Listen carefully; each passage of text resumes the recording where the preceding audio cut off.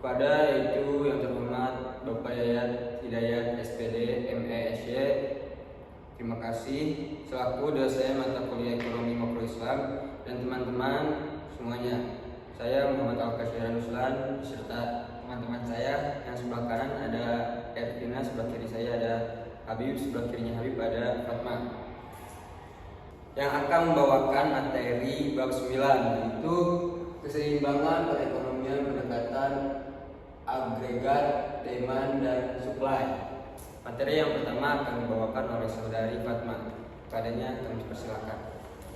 Materi pertama, pasar tenaga kerja. Pasar tenaga kerja adalah suatu keadaan di mana terdapat penawaran tenaga kerja yang berasal dari angkatan kerja dan permintaan tenaga kerja yang berasal dari perusahaan. Poin pertama, besaran upah dalam perspektif ekonomi konvensional. Upah dalam ekonomi konvensional merupakan balas jasa akan faktor produksi tenaga kerja, karena dalam ekonomi konvensional upah termasuk salah satu instrumen dalam distribusi pendapatan selain bunga, sewa, dan laba. Poin kedua, penentuan besaran harga. Besaran harga yang ditetapkan oleh perusahaan akan tergantung kepada struktur biaya perusahaan. Sedangkan dalam kajian mikro, struktur biaya tergantung kepada fungsi produksi, di mana harga ditentukan oleh jumlah input dan output yang dihasilkan, dan harga dari input yang digunakan. Materi selanjutnya dijelaskan oleh Habib. Di materi kedua kita akan mengenali apa itu agregat dan agregat demand. Dalam bidang ekonomi makro, agregat demand adalah salah satu istilah yang umum digunakan secara harfiah. Istilah ini merujuk pada nilai seluruh permintaan barang dan jasa dalam suatu periode tertentu. Beberapa yang termasuk dalam agregat demand adalah seluruh barang konsumsi, barang modal untuk proses produksi, kegiatan ekspor impor, dan program pembelanjaan pemerintahan negara. Untuk tabelnya yaitu berbeda dengan kurva agregat supply yang diturunkan dari keseimbangan di pasar tenaga kerja, maka kurva AD diturunkan dari keseimbangan yang terjadi di pasar uang dan pasar barang. Beberapa persamaan di bagian sebelumnya yang perlu kita ingat diantaranya adalah persamaan yang muncul dalam keseimbangan di pasar barang LS dan keseimbangan yang muncul di pasar uang. Sekian. Selanjutnya dilanjutkan oleh Alfa.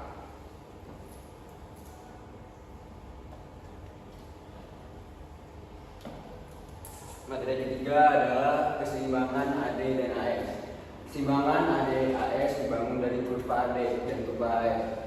Masing-masing kurva menunjukkan karakteristik yang berbeda sesuai dari mana persamaan untuk masing-masing diturunkan. Kurva AD dipengaruhi oleh jumlah uang beredar, belanja pemerintah, dan pajak. Sedangkan kurva AS diturunkan dari keseimbangan di pasar tenaga kerja, yaitu melalui price setting relation dan wage setting relation. Keseimbangan jangka pendek. Keseimbangan jangka pendek ADAS dalam jangka pendek dalam ekonomi makro Islam dicapai ketika kurva permintaan agregat AD dan kurva penawaran agregat AS bertemu. Pada titik keseimbangan ini, tingkat harga umum dan tingkat output perekonomian akan mencapai keseimbangan. Tujuan ekonomi Islam dalam jangka pendek adalah mencapai keseimbangan yang menghasilkan stabilitas harga. Kemudian keseimbangan dalam medium run. Dalam makro Islam, keseimbangan dalam medium run mengacu pada keseimbangan antara penawaran dan permintaan agregat atau menengah.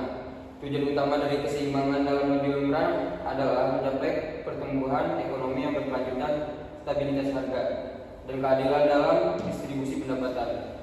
Permintaan agregat ada dalam medium run. Dalam medium run, ekonomi makro Islam dipengaruhi oleh faktor-faktor seperti konsumsi, individu, pengeluaran pemerintah, investasi, dan net ekspor. Penawaran agregat dalam medium run dalam ekonomi makro Islam dipengaruhi oleh faktor-faktor seperti tingkat produksi, penggunaan tenaga kerja, dan tingkat harga faktor produksi. Kemudian materi selanjutnya akan dibawakan oleh saudari Ervina.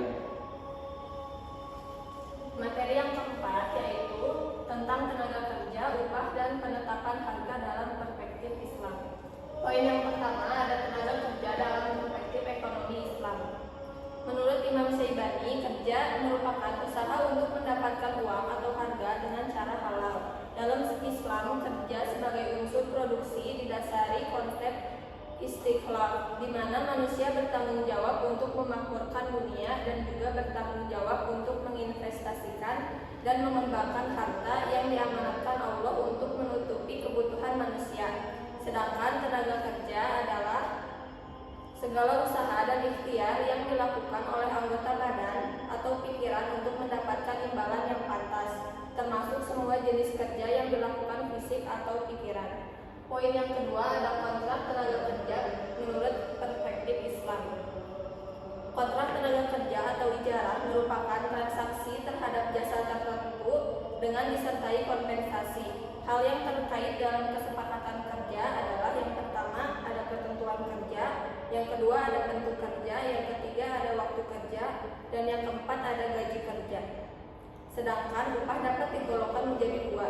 Yang pertama ada upah yang telah disebutkan pada awal transaksi, dan yang kedua ada upah yang sepadan. Poin yang ketiga ada penetapan harga dalam perspektif Islam. Histori harga ketika kaum Quraisy menetapkan kawasan ekonomi terhadap umat Islam, kenaikan harga di Madinah, Rasulullah Shallallahu Alaihi Wasallam menyatakan Allah adalah zat yang menentukan dan mengatur harga penanam, pencurah serta penentu rezeki. Aku berharap dapat menemui Tuhanku di mana salah seorang dari kalian tidak menuntutku karena kezaliman dalam hal darah dan harta.